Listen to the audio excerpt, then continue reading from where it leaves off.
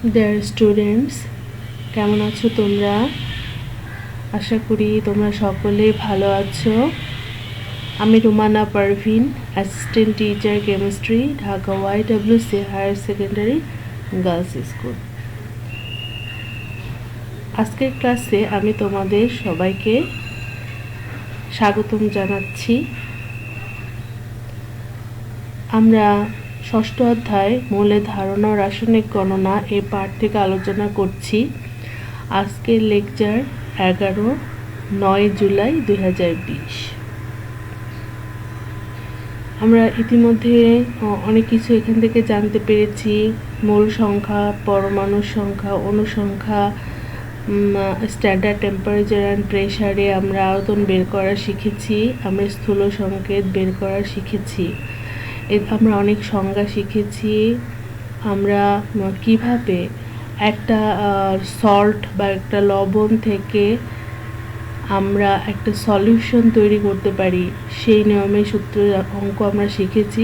W=SVM/1000।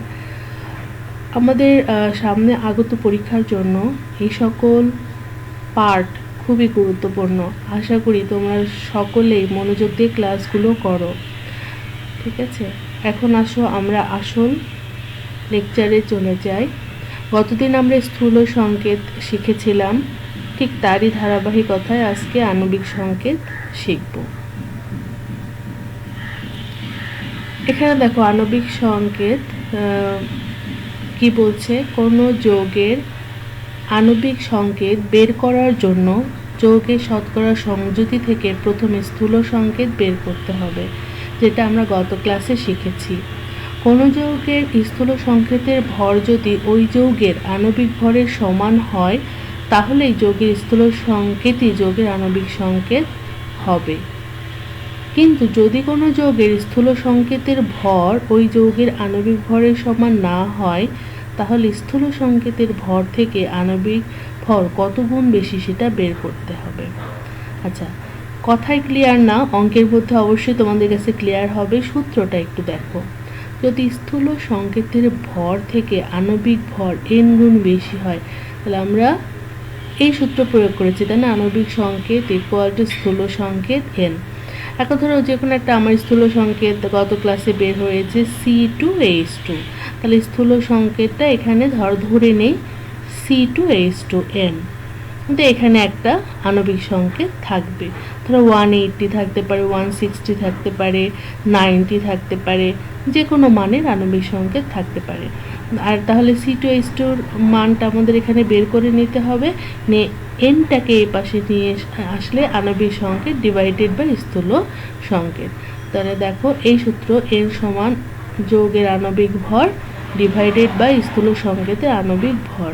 কারণ আমার nটাকে যদি আমি এই পাশে নেই, তাহলে আণবিক সংকেতটা উপরে যাবে, স্থূল সংকেতটা নিচে আসবে। এটা হচ্ছে সূত্র। এখন দেখো অঙ্ক কিভাবে করছে।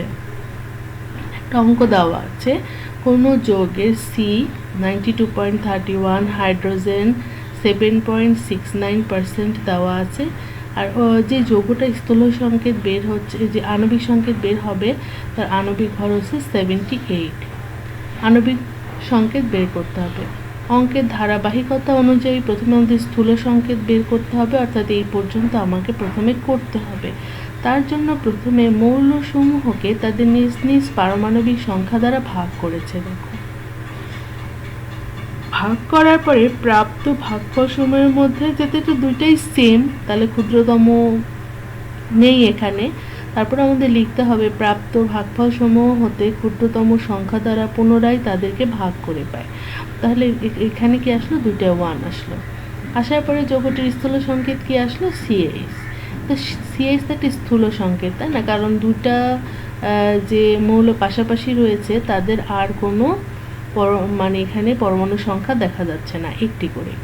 তো যৌগের স্থূল সংকেত CH হলে এর আণবিক সংকেত হবে কি? CHN। যে আগের সূত্রটার মতো আণবিক স্থূল সংকেত CHN, তাহলে CnHn।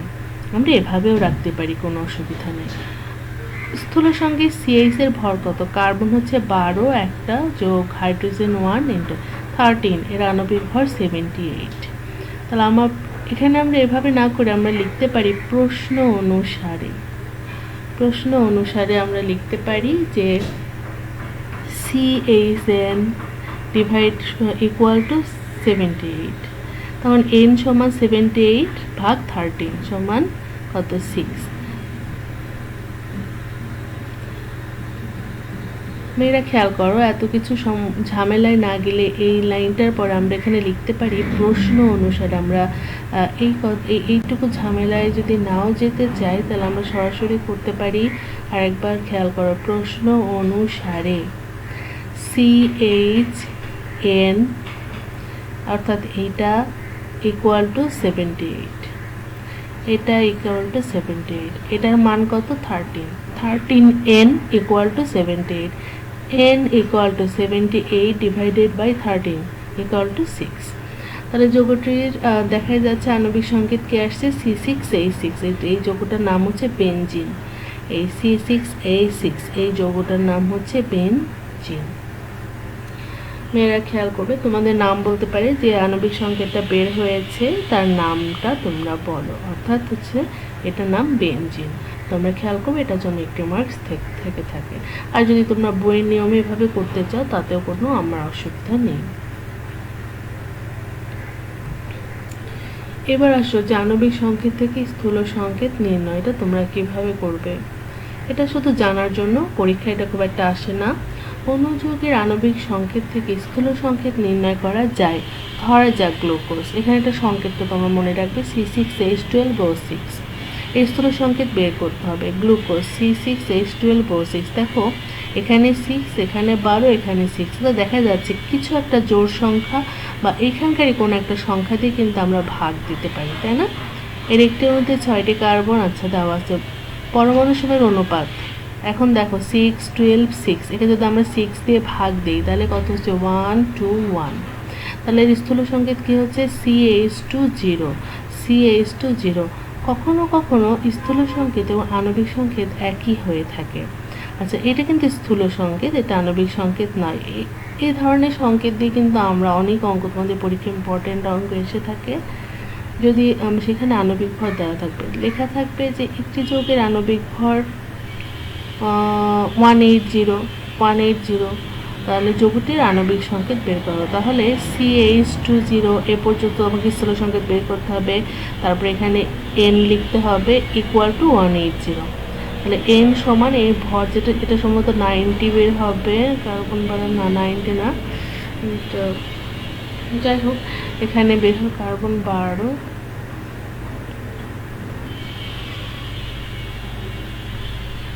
এখানে 30 বের হবে, এখানে 30 বের হবে। তাহলে 30 ইকুয়াল টু 180। যদি n হয় তাহলে আমরা কাটাকাটি করে কিন্তু আমরা 6 পাবো। ঠিক আছে, 6 পেলেই আমাদের কিন্তু এই গ্লুকোজের সংকেতটা আমরা আণবিক ভর বের করতে পারবো। এটাও একটা অঙ্ক। ঠিক আছে, এখানে দেখো, তাহলে এখান থেকে যদি আমরা একটা মান দিয়ে দিই, প্রশ্ন যে একটি যৌগের আণবিক ভর 180, কার্বনের শতকরা সংযুতি দেওয়া থাকবে, হাইড্রোজেনের শতকরা সংযুতি দেওয়া থাকবে, অক্সিজেনের শতকরা সংযুতি দেওয়া থাকবে। সেখান থেকে তোমাকে এই স্থূল সংকেতটা বের করতে হবে।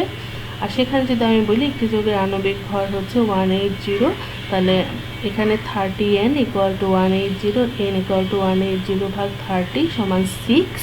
আর 6টা যদি তুমি স্থূল সংকেতে বসাও তাহলে C6H12O6 এই অঙ্কটা কিন্তু চলে আসবে। আচ্ছা, আবার কিছু কিছু যৌগের দেখে স্থূল সংকেত আণবিক সংকেত একই, সেটা বলছে পানি, এর স্থূল সংকেত আণবিক সংকেত 1, সালফিউরিক অ্যাসিডেরও একই। কিন্তু যে সকল যৌগের পরমাণু সংখ্যা, এখানে দেখো বেনজেন আণবিক সংকেত C6H6, ঠিক আছে। আবার দেখো যে CH, এটা দিয়ে কিন্তু একটা পূর্ণ আণবিক সংকেত প্রকাশ পাচ্ছে না। ঠিক আছে, এটা স্থূল সংকেত। স্থূল সংকেত কারণ এখানে 2 বসাতে পারি, এখানে 2 বসাতে পারি, তাহলে এখানে হবে ইথিন হবে, ইথাইন হবে। যদি C2H2 বসাই তাহলে এখানে ইথাইন হবে। আর যদি আমরা এখানে C6H6 বসাই তাহলে এটা কি হবে, বেনজিন হবে।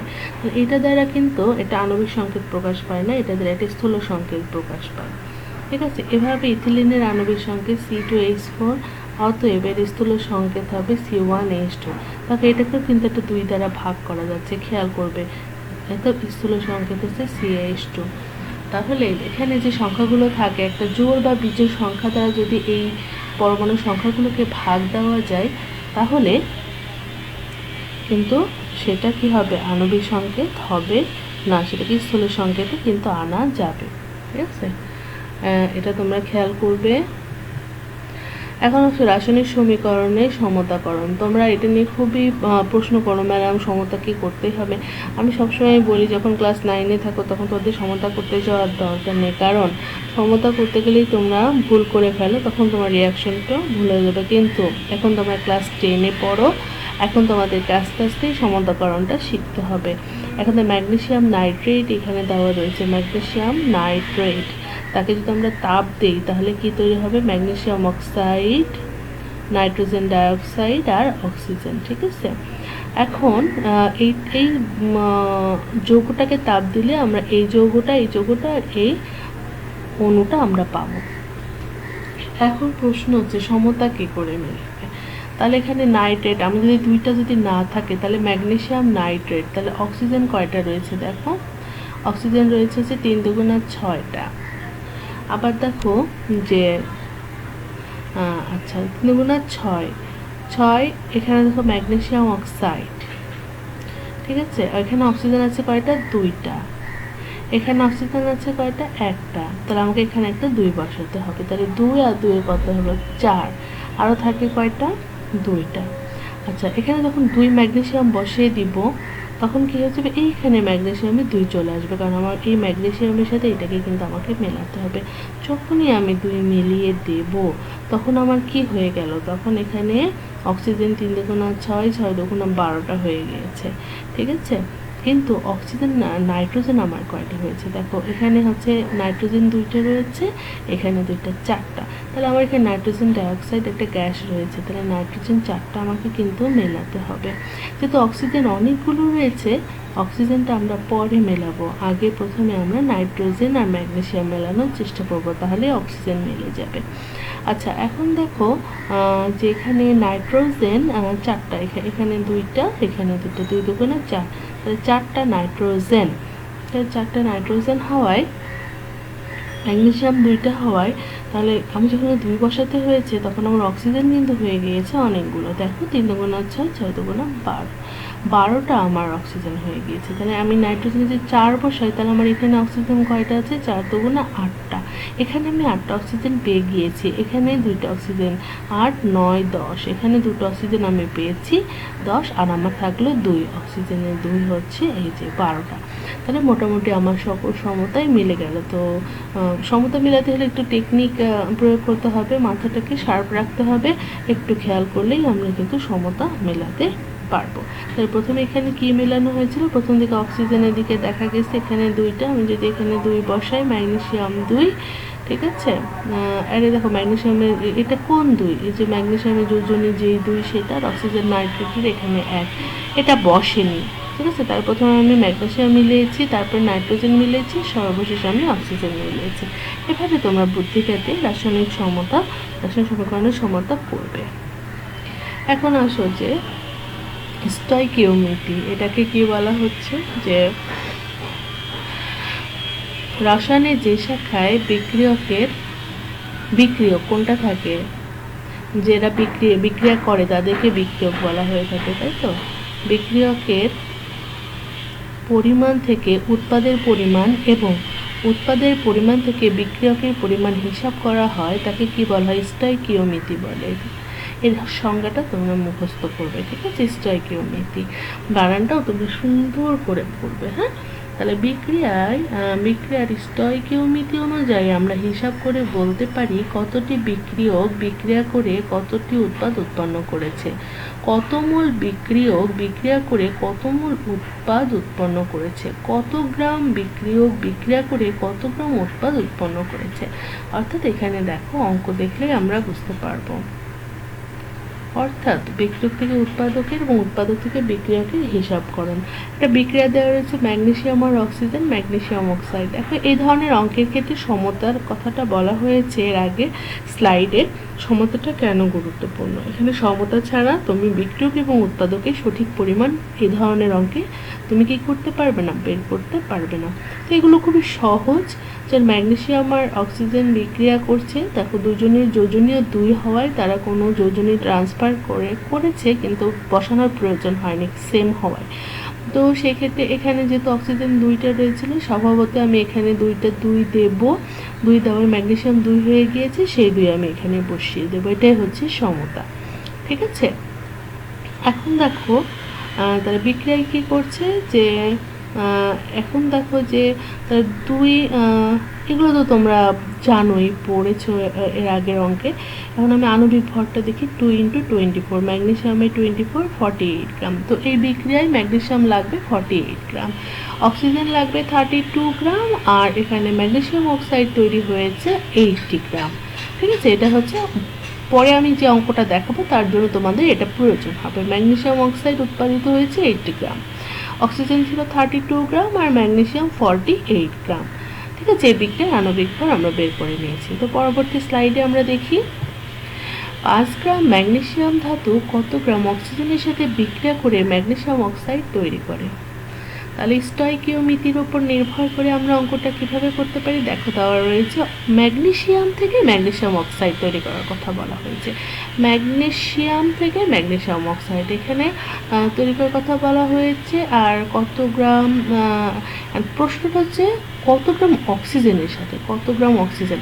তাহলে আগে যে স্লাইডে আমরা দেখেছিলাম ম্যাগনেসিয়াম 48 আর অক্সিজেন বিক্রিয়া করেছিল 32। তাহলে 48 গ্রাম ম্যাগনেসিয়াম বিক্রিয়া করে কত, 48 গ্রাম ম্যাগনেসিয়াম ধাতু বিক্রিয়া করে 32 গ্রাম অক্সিজেনের সাথে। আমরা আগের যে স্লাইডটা দেখেছিলাম, দেখো আগের স্লাইডে যে এখানে 48 আর এখানে 32, ঠিক আছে, এখানে ম্যাগনেসিয়াম অক্সাইডে কোনো প্রয়োজন নেই। তাহলে 1 গ্রাম ম্যাগনেসিয়াম ধাতু বিক্রিয়া করছে 1 × 32 ডিভাইডেড বাই 48, আর 5 গ্রাম ম্যাগনেসিয়াম ধাতু বিক্রিয়া করছে 3.33 গ্রাম অক্সিজেনের সাথে। ক্লিয়ার? তাহলে আমাদের কত গ্রাম, এই যে 5 গ্রাম যদি ম্যাগনেসিয়াম ধাতু অক্সিজেনের সাথে বিক্রিয়া করাতে চাই, তাহলে আমাকে কত লাগবে, 3.33 গ্রাম অক্সিজেন আমার লাগবে এই ম্যাগনেসিয়াম অক্সাইড তৈরি করতে। তো এই অঙ্কগুলো কিন্তু তোমরা প্র্যাকটিস করবে আমাদের পরীক্ষার জন্য। ঠিক আছে, আচ্ছা, এখন আসলে লিমিটিং বিক্রিয়ক সংজ্ঞাটাতে সুন্দরভাবে আমরা জানি যে যেই বিক্রিয়কটা শেষ হয়ে যায়, বিক্রিয়া করতে গিয়ে যে বিক্রিয়কটা শেষ হয়ে যায় তাকে আমরা লিমিটিং বিক্রিয়ক বলে থাকি। তো সেটা যদি আমরা অঙ্কে প্রয়োগ করে দেখাতে চাই, তাহলে দেখো যে 5 গ্রাম হাইড্রোজেন গ্যাসের মধ্যে 75 গ্রাম ক্লোরিন গ্যাস মিশ্রিত করা হলো। এখানে কোন বিক্রিয়কটি লিমিটিং বিক্রিয়ক, এখানে এর মধ্যে কোনটি লিমিটিং তোমাকে বের করতে বলা হয়েছে। ঠিক আছে, এখন কি নিয়েছি আমি, হাইড্রোজেন H2, আর কি নিয়েছি, ক্লোরিন। আচ্ছা, HCl দেখো সমতা মেলানো হয়েছে, দেখেছো, এখানে সমতা ছাড়া হবে না, 2HCl। তো 2 গ্রাম হাইড্রোজেন, এখানে 71 গ্রাম ক্লোরিন, আর এখানে 73 গ্রাম HCl। তাহলে হাইড্রোজেন আর ক্লোরিন গ্যাস মিশ্রণ। তাহলে এখানে কি দেখাচ্ছে, 2 গ্রাম হাইড্রোজেন গ্যাসের সাথে বিক্রিয়া করার প্রয়োজন হয় 71 গ্রাম ক্লোরিন। তাহলে এখান থেকে দেখো 2 গ্রাম, তো কার সঙ্গে কত গ্রামের সাথে করছে, 71। তাহলে 1 গ্রাম করছে কত, 71 ডিভাইডেড বাই 2, আর এখানে 5টা করছে কত, 177.5 গ্রাম ক্লোরিন। কিন্তু আমার বিক্রিয়ার জন্য কত দেওয়া রয়েছে, 75 গ্রাম ক্লোরিন। কিন্তু তার মানে আমার লাগবে কত, 177.5 গ্রাম ক্লোরিন। ঠিক আছে, কাজে ক্লোরিনের পরিমাণ কি রয়েছে, কম দেওয়া আছে। তাহলে কে লিমিটিং বিক্রিয়ক, এখানে ক্লোরিন, কারণ ক্লোরিন এই যে তোমার আমার প্রয়োজন লাগবে হচ্ছে 177.5। তাহলে ক্লোরিনটা কম দেওয়া রয়েছে, অর্থাৎ যে বিক্রিয়ক শেষ হয়ে যায় তাকেই লিমিটিং বিক্রিয়ক বলে। তাহলে আমার এত গ্রামের আগেই এই যে 75 গ্রাম আমার শেষ হয়ে গিয়েছে, অর্থাৎ ক্লোরিন হচ্ছে লিমিটিং বিক্রিয়ক। এই অঙ্কটাও তোমরা বাসায় অনেক সুন্দর করে প্র্যাকটিস করবে। এখন আসো উৎপাদের শতকরা পরিমাণ হিসাব করা, উৎপাদের শতকরা পরিমাণ হিসাব। ঠিক আছে, এখন একটা বিক্রিয়া, এখানে একটা কথা রয়েছে যে অ্যানালার কাকে বলা হয়ে থাকে, ঠিক আছে? তো অ্যানালার কাকে বলে এটা তোমাদের মুখস্থ করতে হবে। দেখো এখানে যদি কোনো পদার্থকে 99% বিশুদ্ধ করা যায় এবং এর চেয়ে আর বেশি বিশুদ্ধ করা সম্ভব না হয়, তখন এই 90% বিশুদ্ধ পদার্থকেই অ্যানালার বলা হয়ে থাকে, ঠিক আছে? ক্লিয়ার? অ্যানালার কাকে বলে? হ্যাঁ, 99% বিশুদ্ধ পদার্থকে অ্যানালার বলা হয়ে থাকে। আচ্ছা, এটা তোমরা পড়বে। এখন এই উৎপাদের শতকরা পরিমাণ হিসাবের জন্য আমরা একটু দেখি কোন সূত্র প্রয়োগ করা হয়েছে। উৎপাদের শতকরা পরিমাণ বিক্রিয়া হওয়ার পরে প্রাপ্ত প্রকৃত উৎপাদের পরিমাণ আর রাসায়নিক বিক্রিয়ার সমীকরণ থেকে হিসাবকৃত উৎপাদের পরিমাণ ইন্টু 100%। এটা হচ্ছে উৎপাদের শতকরা পরিমাণ হিসাব করার, এটা হচ্ছে সূত্র। তোমরা এটা মুখস্থ করবে, ঠিক আছে? তো আসো আমাদের অঙ্কটা কি দিয়েছে আমরা দেখি। যে 2 গ্রাম ম্যাগনেসিয়াম ধাতু প্রয়োজনীয় পরিমাণ অক্সিজেনের সাথে বিক্রিয়া করে এত গ্রাম ম্যাগনেসিয়াম অক্সাইড উৎপন্ন করে, অর্থাৎ কত গ্রাম তৈরি করেছে ম্যাগনেসিয়াম অক্সাইড? 3.25 গ্রাম। হ্যাঁ, 3.25 গ্রাম। এখন আমার সবতীয় অঙ্কের আমার আণবিক, এই প্রত্যেকটা অঙ্কেই তোমার আণবিক ভর বের করতে হবে, ঠিক আছে? লিমিটিং বিক্রিয়াকেও করতে হবে, উৎপাদের শতকরা পরিমাণ হিসাব করণেও তোমাদেরকে এই সমতাকরণ করতে হবে। 48, 32, 80 আমরা এর আগে অঙ্কটা করেছি। তাহলে দেখো 48 গ্রাম ম্যাগনেসিয়াম থেকে উৎপন্ন হয় 80 গ্রাম ম্যাগনেসিয়াম অক্সাইড। এটা হচ্ছে উৎপাদ। হ্যাঁ, আমি কত গ্রাম থেকে তৈরি করছি? 48 থেকে। তারপরে 1 থেকে কত তৈরি করছি? 1 থেকে তৈরি করছি যে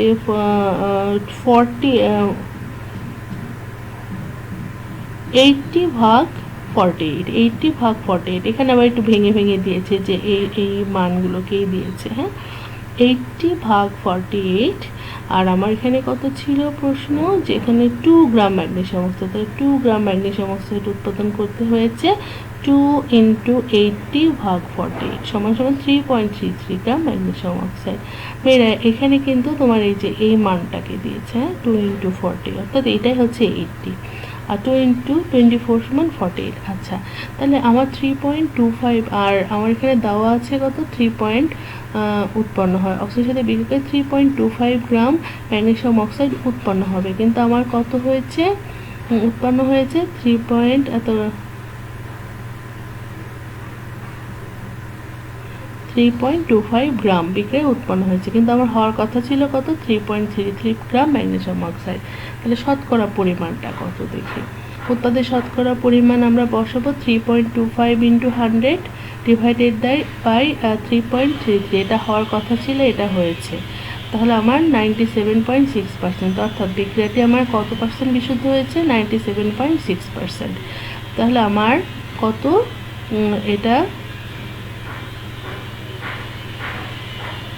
এটা উৎপাদন হয়েছে। এইটা হচ্ছে যে ম্যাগনেসিয়াম অক্সাইড, এই বিক্রিয়ায় উৎপাদিত হয়েছে 3.25, কিন্তু আমার উৎপাদন হওয়ার কথা ছিল 3.33। তাহলে বিশুদ্ধতা নির্বাচনে আমাকে কি করতে হবে? যে 3.25 যেটা আমার বিক্রিয়ায় পেয়েছি এবং যেটা হওয়ার কথা ছিল, তাকে যদি আমি 100 দিয়ে গুণ করি, তাহলে কি হবে? আমি অ্যানালার বা বিশুদ্ধ দ্রবণ কতটুকু বিশুদ্ধ সেটা আমি জানতে পারবো। এটাও খুব ইম্পর্টেন্ট তোমাদের পরীক্ষার জন্য। তো এখান থেকে অ্যানালার কাকে বলে, আর এই যে রাসায়নিক উৎপাদের শতকরা পরিমাণ হিসাব করার অঙ্কটা তোমরা করবে। এখন আসো বাড়ির কাজ। বাড়ির কাজে তাকে দেওয়া রয়েছে, আমি একটু বলে দিই তোমাদের। হ্যাঁ, যে 80 গ্রাম ক্যালসিয়াম কার্বনেটকে তাপ দিয়ে 39 গ্রাম ক্যালসিয়াম অক্সাইড পাওয়া যায়। উৎপাদের শতকরা পরিমাণ বের করো। উৎপাদের শতকরা ক্যালসিয়াম অক্সাইড কত গ্রাম পাওয়া গিয়েছে? 39। তার প্রথমত তোমাকে ক্যালসিয়াম কার্বনেটকে ভাঙতে হবে তাপ দিয়ে। আমরা উৎপাদ হিসেবে পাবো ক্যালসিয়াম অক্সাইড যোগ কার্বন ডাই অক্সাইড। তাহলে ক্যালসিয়াম কার্বনেটের আণবিক ভর হবে হচ্ছে 100 গ্রাম, ক্যালসিয়াম অক্সাইডের আণবিক ভর হবে 56 গ্রাম। এখানে আমার কার্বন ডাই অক্সাইডের কোনো প্রয়োজন নেই উৎপাদ হিসেবে। তখন আমরা লিখতে পারি যে 100, তারপরে যখন সলিউশন করব, 100 গ্রাম ক্যালসিয়াম কার্বনেট হতে ক্যালসিয়াম অক্সাইড পাওয়া যায় 56 গ্রাম। 1 গ্রাম হতে পাওয়া যায় কত? 56 ডিভাইডেড বাই 100। আর কত রয়েছে 80 গ্রাম। 80 গ্রাম ক্যালসিয়াম কার্বনেট হতে পাওয়া যায় 56 × 80 ডিভাইডেড বাই 100, মানে 44.8 গ্রাম। তাহলে আমি কত পেয়েছি 39, আর আমার পাওয়ার কথা ছিল 44.8 গ্রাম। তাহলে বিশুদ্ধতার নির্বাচনে তোমার সূত্রটা কি হবে? উৎপাদের শতকরা পরিমাণ equal to 39 divided by 44.8 into 100% equal to 87.054%। ঠিক আছে? তো এখানে তোমরা এই অঙ্কটা কিন্তু সুন্দরভাবে বাসায় করবে। ঠিক আগের অঙ্কটার নিয়মেই করবে। এটাকে ভেঙে নেবে, calcium oxide plus carbon dioxide. Carbon dioxide এখানে কোনো প্রয়োজন নেই, তাহলে ক্যালসিয়াম কার্বনেট হচ্ছে 100, ক্যালসিয়াম অক্সাইড হচ্ছে 56।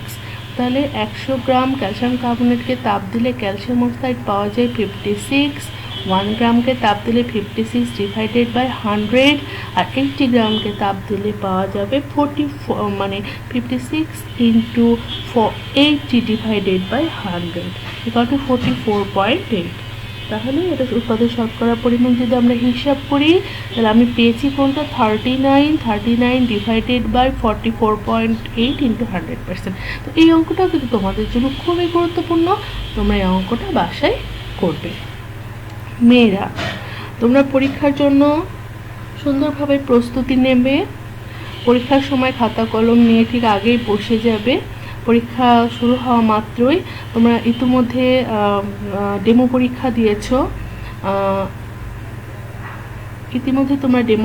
দিয়েছো, তোমরা জানো কিভাবে পরীক্ষা দিতে হবে। তোমরা আধা ঘন্টার মধ্যে তোমাদের পরীক্ষার খাতা অবশ্যই আমাদের মেল আইডিতে সাবমিট করবে। মেয়েরা, তোমরা কোনো রকম অসৎ উপায় অবলম্বন করবে না, নিজের কাছে সৎ থাকবে। আশা করি তোমরা এটা মনে রাখবে। বেস্ট অফ লাক, তোমরা খুব সুন্দরভাবে পরীক্ষা দাও। যদি কোনো নোটিশ থেকে থাকে আমি তোমাদেরকে পুনরায় আবার জানিয়ে দেব, আর আমাদের mail ID, Google classroom ID যেটাই হোক সেটা আমি পরীক্ষার আগে অবশ্যই তোমাদেরকে প্রেরণ করব। তো গার্লস, তোমরা সবাই ভালো থাকো, সুস্থ থাকো এবং পরীক্ষার জন্য পড়াশোনা করো। তোমরা সবাই সুস্থ থেকে সুন্দরভাবে পরীক্ষা দাও, এই কামনায় আমি আজকে শেষ করছি। আবারও তোমাদেরকে অনেক অনেক ধন্যবাদ।